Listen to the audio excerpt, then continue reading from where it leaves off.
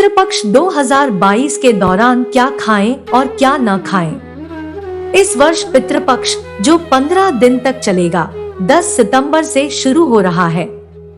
इस 15 दिन की अवधि में हम अपने मृत पूर्वजों की आत्माओं के मोक्ष की प्राप्ति के लिए पूजा पाठ करते हैं। इस समय के दौरान तामसिक भोजन का सेवन न करने की सलाह दी जाती है तथा कुछ अन्य आहार सीमाएं हैं जिसका लोग वैज्ञानिक तथा आध्यात्मिक कारणों से पालन करते हैं।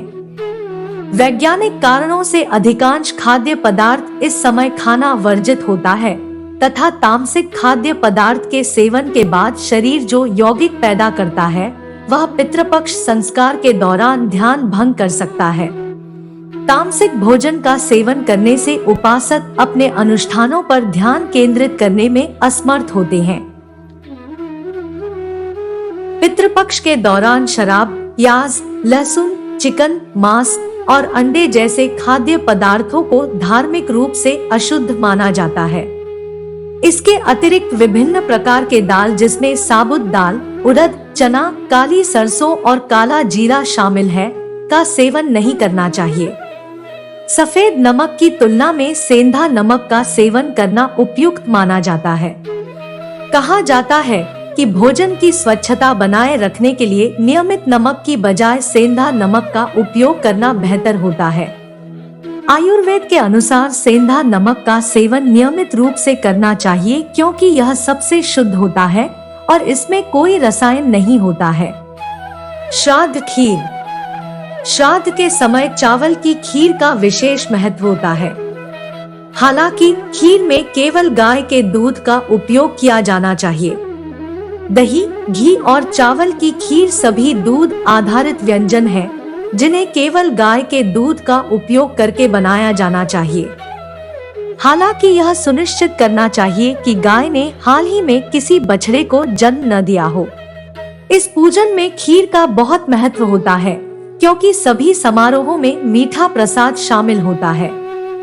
कभी भी पत्तों पर भोजन न परोसे। पूर्वजों को प्रसन्न करने के लिए कहा जाता है कि श्राद्ध व्यंजन परोसने के लिए केवल चांदी के बर्तनों का ही उपयोग किया जाना चाहिए। ऐसी मान्यता है कि यह धातु नकारात्मक शक्तियों को नष्ट करती है। यह न केवल उनकी भूख को संतुष्ट करती है बल्कि कुछ संक्रमण से भी सुरक्षा प्रदान करती है। भारत के दक्षिणी क्षेत्र में अक्सर केले के पत्तों से बनी प्लेटों का प्रयोग किया जाता है। भोजन परोसने के लिए इन पत्तों का उपयोग करने से पहले उन्हें पूरी तरह से साफ किया जाना चाहिए। बासी भोजन। पितृपक्ष 2022 के दौरान भोजन का सेवन करने से पहले ये सुनिश्चित करें कि भोजन ताजा हो।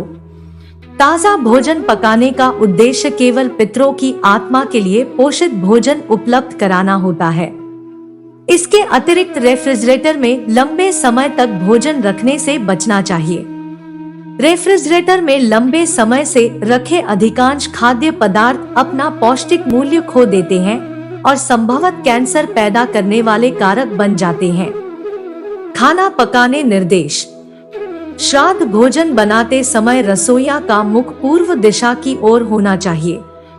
वास्तु शास्त्र के अनुसार किचन को घर का सबसे महत्वपूर्ण कमरा माना जाता है। परिवार के स्वास्थ्य तथा अच्छे भाग्य के लिए वास्तु शास्त्र के अनुरूप वर्णित रसोई रूपरेखा के दिशानिर्देशों का पालन करना चाहिए। अधिक जानकारी के लिए दिए गए नंबर पर संपर्क करें या हमारी आधिकारिक साइट पर जाएं। धन्यवाद।